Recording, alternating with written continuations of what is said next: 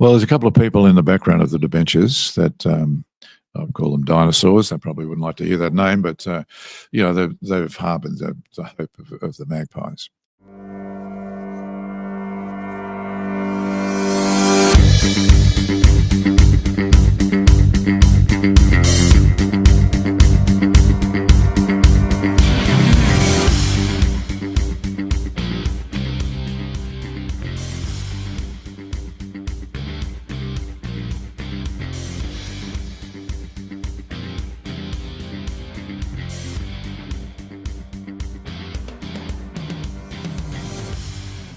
Good evening and welcome to a very special West Tigers Life episode, formerly known as West Life Podcast. With me tonight, I've got Rick Wayde, who's got a number of issues he'd like to present to us tonight. Before I introduce Rick, I'd just like to say, just in case some of the stuff is inflammatory or not, I'm not sure what Rick's got to say, but I believe he's here with good intentions. This podcast is absolutely pro-West Tigers. That is our number one mantra. Whether it be Josh, Aaron or myself, everything we say, we believe is for the betterment of the West Tigers, whether people agree with us or not.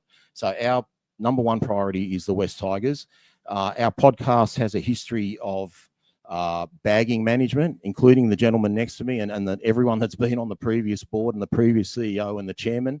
But we did that out of frustration as supporters, and I think this podcast has built its popularity from our opinions because a lot of people shared that same sentiment. But I just want to be crystal clear that where this podcast stands right now, we've always been 100% behind the West Tigers, but we believe in the West Tigers now. We believe in our CEO and our chairman. We're very happy with where we're looking, how we're looking for 2025, especially with the signings we've made in terms of player recruitment. From our first signing for 2025, Jerome Luai, who I believe is going to bring confidence, character, experience to a group that really needs it, through to our last signing, Terrell May, who's going to be the rock of our forward pack. So we're all on board. I'm not going to use the bus quote because that belongs to Ivan Cleary. We're definitely on the Tiger train, and that Tiger train leads to Campbelltown round one against Newcastle next year. So we're all for the Tigers. But now that said, this podcast, which I think what's been successful with it too, is whether we've agreed with these opinions or not, we've always welcomed everyone to come on the show and have their say. And we don't want anything to be of grey area or grey matter. So again, we might not agree with everything or anything that Rick says tonight, but we want Rick to put his views out there. There has been a lot of talk in the media lately. And whether we like it or not, this does relate to West Tigers because the majority ownership of the West Tigers is Holman Barnes Group. And I think as a club, if we want stability at the West Tigers, we need everyone to be pro-West Tigers at every level. And if there are rumblings within that administration, that needs to be sorted out. And again, we would invite anyone who wants to refute whatever Rick has to say tonight. They're welcome to come on, have their opinion. We're not taking sides with anyone. All we care about are the West Tigers. But Rick is a former West Tigers board member, and he's got a bit to say. So let me introduce him now. Rick, good evening. Hey, Rob. Good evening. Yeah, how are you? Good. I'm well. How are you? Yeah, pretty good. Thanks. Okay, despite everything. I'm glad you're talking to me, given all the shit I've put on all you blokes over the last few years. Oh, well, it sort of comes with the territory, as long as it's accurate. I Mightn't always be accurate. It was, no, but yeah. we were at the bottom of the ladder, so I think we had good reasons. Oh, well, that's the motivation of the three of us that are in the gun at the moment. It's at Holman Barnes, Tony Andriacchio, Dave Vild, myself, along with Simon Cook, the CEO of Holman Barnes. We're the prime movers in the review. Yep. And getting the whole thing peeled back. I mean, you're talking about frustrations within West Tigers. Nobody more frustrated than us because we don't want the club to run last or perform poorly. Yep. So we went about changing it, and at the moment it's really bustling along. It's bristling with Richo as the CEO and Barry O'Farrell as chair, and they're two appointments that we went out on a limb to secure.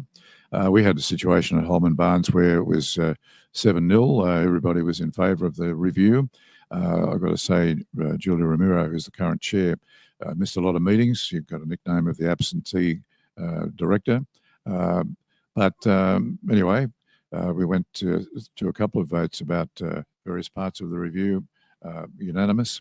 And then, when we got the review in place and then started to instigate some of it, such as a fresh board, Tony, myself, and other directors pulled back.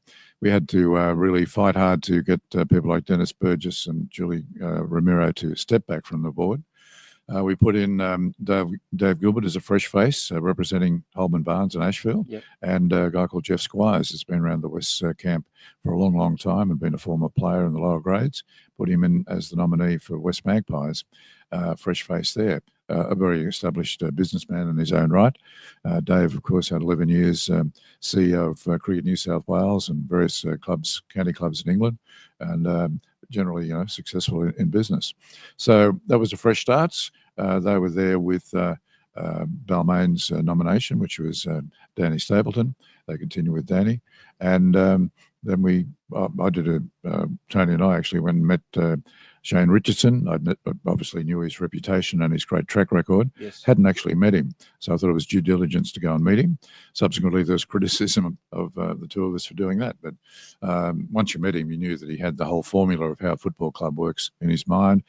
So enthusiastic. Barry O'Farrell had been chair previously and an excellent chair. He only stood down from that to accept the High Commissioner's job to India. I was very, very keen for one to get him back. He's perfect for the job. He's a chair that gives support to his board and his CEO especially, doesn't seek the headlines as distinct from his predecessor, who has been giving a few pot shots at us. And Preaching to the converted here, trust me. Well, you might have noticed since Lee left the job, there hasn't been a leak out of the West Tigers organisation.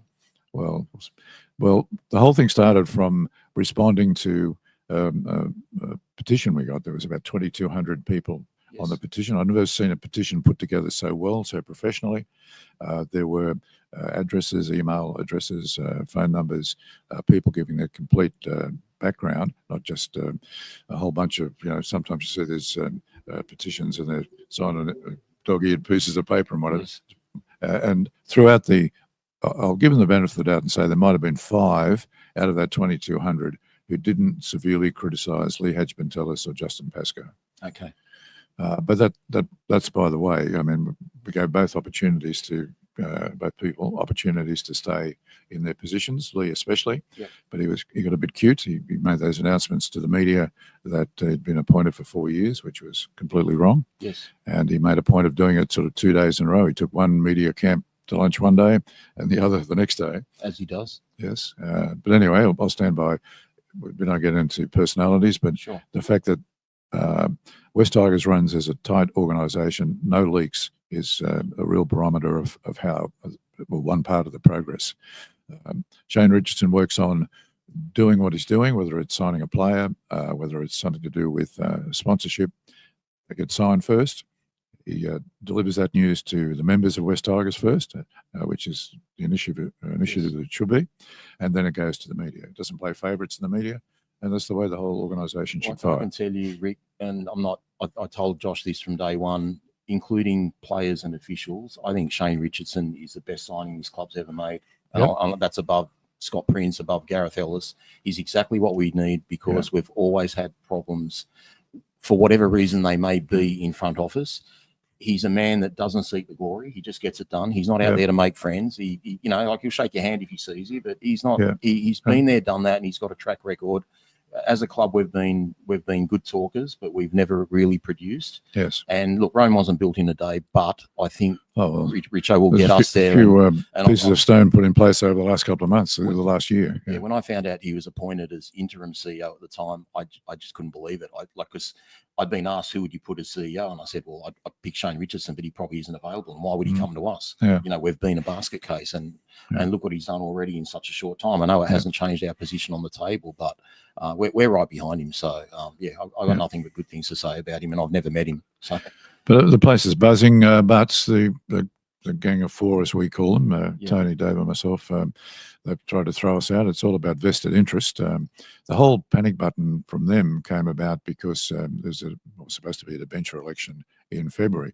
Do you want to explain that to our listeners? Yeah, the or- debentures is an outdated system, really, and it goes back to 1955 when Western and St George started leagues clubs at the same time with the 20 debenture system. Yep. And the idea is that out of those 25 people go through to the 7 on the board. Only 2 are elected from the floor. The attraction back then was it was £50 to buy a debenture, and of course £50 back in 1955 was appreciable. Well, an indication of how much for a long time, even though there's supposed to be 20 debenture holders. First 3-4 years, West could only get 13 debenture holders because people couldn't afford the 50 quid. Sure. Now it's just translated into $100, so it's it's not even a lunch, is it? Yeah. So, but St George changed theirs after about 3 or 4 months. They could see the frailty of it, and they instituted a system where the football club ran the licence club with nominated numbers. So yeah, West are way past the use by date with the debentures. At the moment, this gang of 4, at the most, have got 8 people supporting them, including themselves. Out of how many?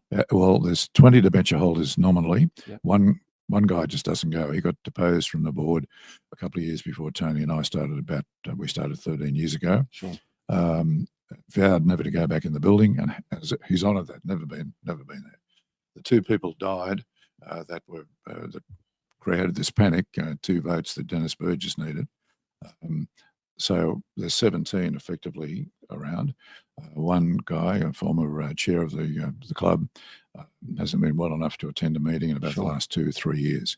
So it's a very limited number. But within that limited number, there are people who are very strong for West Tigers. Yeah. I could say in the recent developments with Tony, Dave and myself, the debenture guys, girls and guys, have not been briefed on what these 4 people are doing. So they haven't been given a full, I'm sure some of them who are their mates have got the inside information, but some very strong people that would like to see West Tigers go strongly. And some of those people are ex-West people, a couple of former West players. Yep. I mean, I think my bona fides with Western Suburbs are pretty clear cut. If you go back to the law books of the 80s, Wade versus the New South Wales Rugby League. Yeah. But, you know, it's basically 3 generations now of West Tigers. We made the commitment in 2000. It's West Tigers. It should be encouraged in every way, shape or form. And the deal back then was to have West play and Balmain at the highest, the next highest level. Sure. Well, we've done that. West Magpies play as second grade, whatever it is, the KOE Cup or whatever it's called in a given year.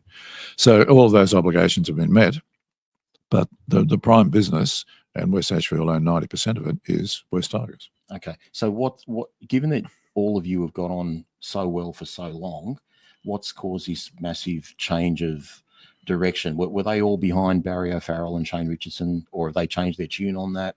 What's caused all this drama to the point where you, David, and Tony are now banned from the Leagues Club? Well, there's a couple of people in the background of the debentures that I'll call them dinosaurs. They probably wouldn't like to hear that name, but they've harboured the hope of the Magpies. One guy's got a house that was described to me once as a magpie shrine, and I did get to go there, and it's correct. But the key there in that little group is Dennis Burgess.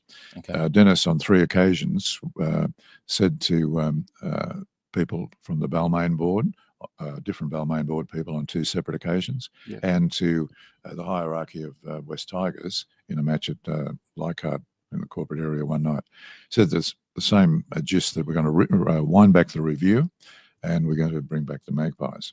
When I met with Julia Romero to sort of say, well, this can't happen, surely, yes, we've got to talk to him. She said she would talk to him, but keep that close to you. Yeah, it was fairly hollow. In fact, in that meeting, when I said I hear there's some moves afoot to do something about certain directors, was the quote that I'd heard. And she said to me that face to face, she respected me and I had nothing to worry about.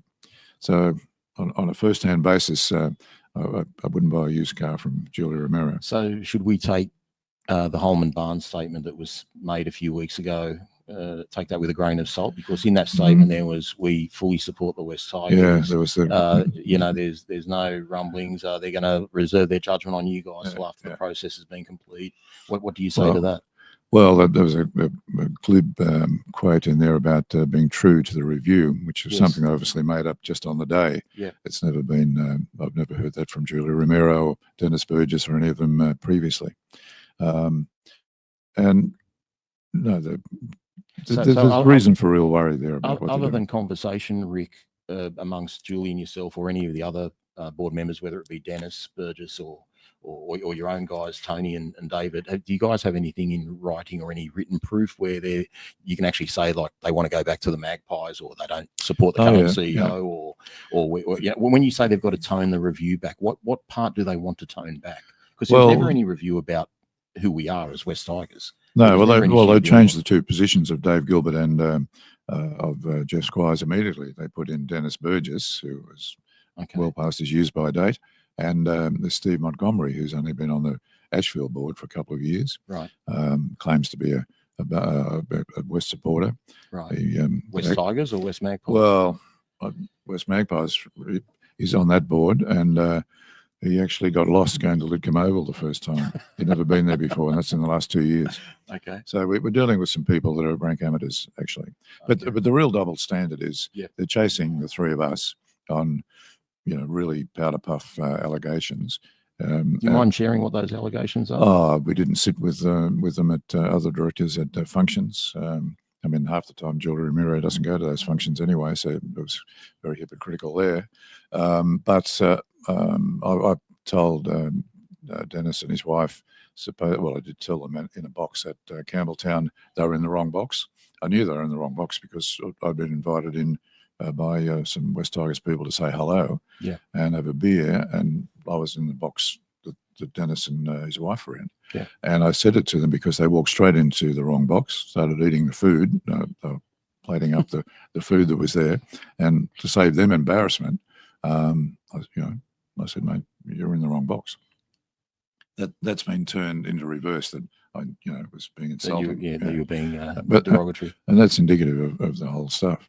And they're hiding behind a situation where one of their four had an incident with an executive of West Ashfield. Yes. It's been described by various people, legal people, and also anybody that knows the background as sexual touching.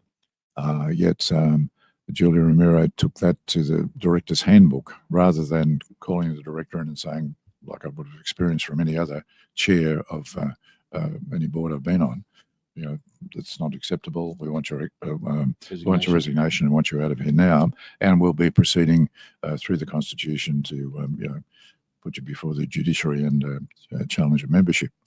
But it was just a total cover-up. So we've got a really serious situation there, and yet they've tried to turn the tables on us with, cream puff stuff. I went public a little bit there with both the media outlets. Yes. In the interest of letting people know just how trivial the allegations were. And I'm retired now, but my reputation, I believe, has been impugned by all of this stuff going on. Somebody like Dave Gilbert, who's a referee, match referee for Cricket Australia, that's embarrassing. You had to talk to Cricket Australia about that. Tony Andriaco is the principal of Rain and Horn in Ashfield. He can't have an appointment with somebody without being asked what the hell's going on. Yes. And we're not people who've stolen anything or committed any sort of impropriety. So we don't deserve that. But they've got a preconceived program now of finding us guilty, no matter what. And they've gone through a judiciary system. It's partway through. It's supposed to finish on the 27th in a few days' time, where out of the four, three of them are on the judiciary. So they're all conflicted as either complainants and or witnesses, and they've tried this sham whistleblower thing, and one of them is the whistleblower. Yeah, you can't get a fair process. No. In that way. So look. Our barrister, by the way, first time he cited the original November 6 charges that were sent to each of us, he just used the expression, "This is a stitch-up." So, from a West Tigers point of view, what do members and supporters have to worry about from their side? What do you think Well, they're capable of doing that would hurt? Because all we care about as a podcast are the West Tigers. I understand. I mean, I understand to answer your question, Holman Barnes Group is a private entity and all that, but they are the majority owner. So no, we don't like to see Holman Barnes, isn't it? It's a company owned by the members. You know, we got 27,000 members. Okay. Tony West Ashfield, isn't that the same thing? Yeah, that's right. But West Tigers is a proprietary company. Okay. So the membership as such is actually people, you know, buying tickets and season passes and whatever. But yeah, but the thing, to answer your question about the danger, what they've wanted to do, and they've been thwarted because, well, I guess in the end they haven't had the confidence. There's been 3 Ashfield board dates that have bypassed. They haven't had the meetings. And what we need to be worried about there is that they would want to put 3 casual vacancies in for the 3 of us if we put out. Yep. But more pertinently and directly to West Tigers, the applications for independent directors has been underway at the moment. And that we're really concerned that Romero and the others will weigh into that. And instead of the company Elevate being left to independently assess, they'll want to put their mates in. It seems that way. I know someone that's actually applied for that position, and you guys have, well, it's been contracted out to someone to do the interviewing process. At the first interview via a Zoom call, this person told my friend, the person that I know, you're the perfect candidate, and was told 2 weeks later, we're looking in a different direction. And when he kind of questioned politely why, the guy didn't want to go into it, but he basically alluded to the fact that there's more going on here than you realise. And that really pricked my ears, because we do want people that care about the West Tigers, and we don't want total yes people. Like, obviously people have to get on, but there has to be some serious discussion and you know, plant some good seeds for the future. Diversion of opinions. Exactly right. Well, the company Elevate were appointed by the interim board that had Dave Gilbert, Danny Stapleton and Jeff Squires on it.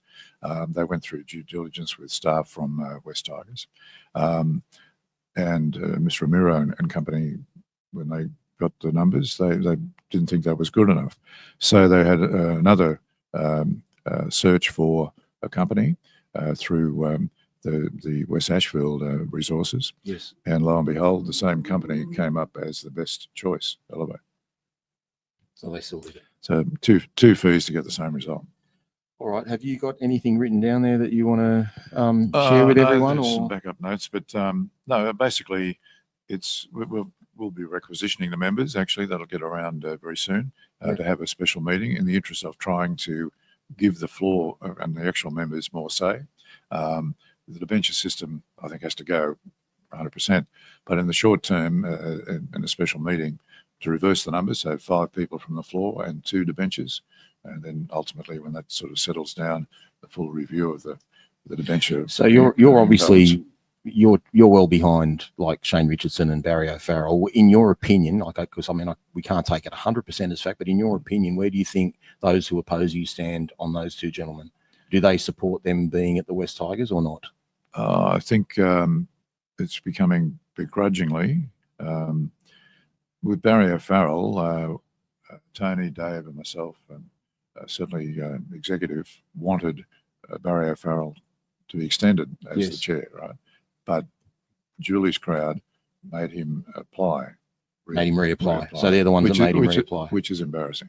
Okay. A man of his stature. Are they behind Shane Richardson? Well, I think they have to be now, because Shane is just showing them, you know, a clean pair of heels, really. Well, in the statement though, Rick, they never actually supported Shane Richardson. They said we're behind whatever's best for the West Tigers. They never actually made a glowing endorsement of Shane Richardson. So why can't we get a glowing endorsement for Shane Richardson? Wouldn't that put everything to bed?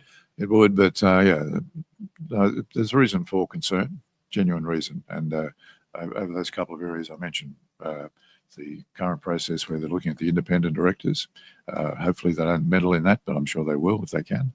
And in our case, if we're outed as predetermined to do, casual vacancies would be mates, and I'm sure they'd be silly enough to probably pick fellow debentures, which are against the Constitution.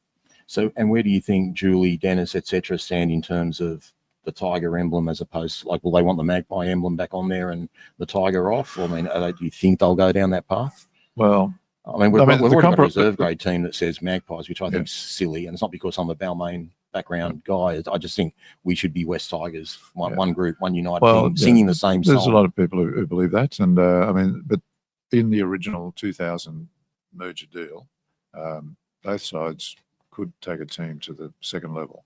So that sort of is a concession, if you like, to West history. Yes. Unfortunately, Balmain are only at SG Ball and Harold Matts at the stage. Yeah. But, you know, the magpie is supposed to be on the sleeve of the jumpers. One of the things that I don't know if you noticed, but obviously the people who are so concerned about it, Dennis and Julie and co, at the wonderful launch of Pepper Money and the big jerseys on the field and happy and the players wearing gear. The magpies weren't on the sleeves. Okay, I haven't got a jersey, and I didn't notice that, to be honest. It was something to have a look at. Admittedly, I was a little bit taken aback by the big white block where Pepper Money sits. I thought it could have blended in a little bit better personally, but that's I'm not. I'm an old marketing manager, so. Festival Records and other places, and I'm crass enough that if the client wants it, I mean, way back in the 80s, you know, I was definitely a black and white person then when it was West, and that was my job. We got IPEC on board, and you might remember that big yellow background. But when it came to IPEC paying the money for sponsorship, it changed very quickly. So fast forward a month, Rick, where do you think this will all be at in a month from now? Will you guys be gone? Will other people have taken your place? Well, the first thing will be on the 27th of December. They'll find us guilty. They've already found us guilty from their attitude from day one. Yeah. They'll attempt to take our membership away. There are various things in place, not just a requisition to have a special meeting and reinstate us and get rid of the other four. But there's going to be a lot of media stuff. I think there's something big that'll start tomorrow in the media. As I understand it, various people have complained to Liquor and Gaming, and I think there'll be action through that. On what grounds? Well, just the whole unconstitutional aspect of what they've done. Dismissal or potential dismissal. Yeah. And do you mind just telling all our viewers and listeners how long you've been involved with West Tigers, West Magpies, and you know what boards you've been on? Because I'm pretty sure you go back to the 80s, don't you, at least. Yeah. Well, I started in 1981 on the West Committee, as it were, as it was then. 16 people on the committee, kind of chaotic. But all the clubs had 16 at the time. Yeah. And that was because Boyd, Brown and Dorahy had gone to Manly. And I was always of the opinion that you can't just sit on the sidelines and sort of throw rocks or, you know, be sarcastic. You know, if you want to get involved and see what it is. Well, since I got there, I realised they're out of money. Yeah. But, you know, then the league were moving for us. The first year we were out of the semis, threw us out of the comp, and we fought to stay in. That period at West was 81 to about 1987, both football and league club. I'm very proud of my efforts with the league club. The old red brick building there next to the school was condemned actually by Ashfield Council. The mayor was a very keen West supporter, so he sort of gave us some room to move to get it fixed. The president at the time ran his SP out of the club. His wife ran the bingo and various other activities. The family were doing very nicely out of it. Anyway, I beat him from the floor, and we managed to, get the place going. So the Leagues Club rallied. We had Fame nightclub and various things like that, and it all worked out to be, a successful business. And we got rid of the vice, you might say. And it's a similar scenario this time around. 13 years ago, when Tony and I were elected from the floor, again, I beat the chair. We had a situation where it was very dysfunctional. Simon Cook was very new in the job as CEO. There were some poor decisions that had been made about the actual building, and they divested a couple of assets. So we supported Simon, along with Mike Bailey, who was chair at the time, to get an atmosphere where he could get a good executive team together and work on the place. Mike passed, and Dave Gilbert was his replacement, and along with a guy called John Hargrove. Over those years, we got a stable board that encouraged the executive, and Simon blossomed into a tremendous CEO, which he still is, and a very good executive team assembled, to the point where the last 3 years, as to October 31st this year, are record years in the 55 years history of the place. Okay, so it's humming along.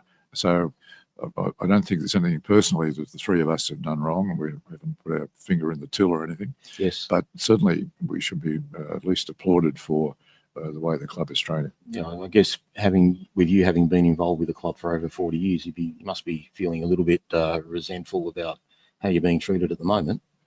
Well, the organisation's always bigger than the individual. Of course. And I'm only resentful of the kind of people that are just making these decisions. It can be rectified. My belief is if sort of good can't prevail over these people, well, we're really in strife. Okay, so how do we rectify the voting process? Is there anything we can do, or are we just in their the current requisition will be sent around. It'll be very available. Okay. For just people read it, and the main thrust of that is to have 5 out of the 7 people be elected from the floor. Okay. And then we can look at maybe paying out the debentures somewhere. But in the short term, members to have a say, and the say hopefully is more of their representation on the board. So you think the 3 independents won't be so independent should it come from the other side? You think you're talking about West Tigers now? Yes. West Tigers. No, well, I hope that they'll be independent and that Elevate, get it through properly. But I see them having a lot of challenges unless we can get in there and sort it out. Okay, fair enough. Is it something that Richo and Barry O'Farrell would be able to be involved in terms of that selection process, or are they not allowed to? There was some suggestion initially that they might be on a selection basis, but no, they shouldn't really be involved in that. It needs to be truly independent. Yeah. Okay, and when will we know about the actual chairman's position of the West Tigers? When will we know if Barry's reappointed or not? When does that vote go to? All I know is that he's reapplied, which is big of him, really. I mean, it is. He could have walked away, but he's I heard him talk at a function in 2019, and I knew instantly, like, he loved the place. Like, I knew instantly. I was actually shocked that he stepped away, but obviously he had a very good reason at the time. But I knew everything he said was, exactly like was right from the heart. Oh, absolutely. And prestigious job to go to India as High Commissioner, and that's the only reason he did step away. Of course. Fair enough. Anything else you'd like to share before we wrap this little session up? Because I mean, I'm just what's going to come out tomorrow? Like, what are we going to hear tomorrow or in coming days that's all going to go pear-shaped? Because as West Tigers fans, I know this is your issue is slightly separate, but as West Tigers fans, we don't like to see that stuff in the news. I was hoping you could clarify some of what both sides are thinking tonight, which you have to a degree. But is there anything else to expect? More thorough than just a degree. But, one of the things with the 3 of us getting our charges November 6th was we weren't supposed to enter the building. And so it was all supposed to be strict confidentiality. We weren't even supposed to talk to each other about it, which is a joke. Yeah. There's no obligation on confidentiality.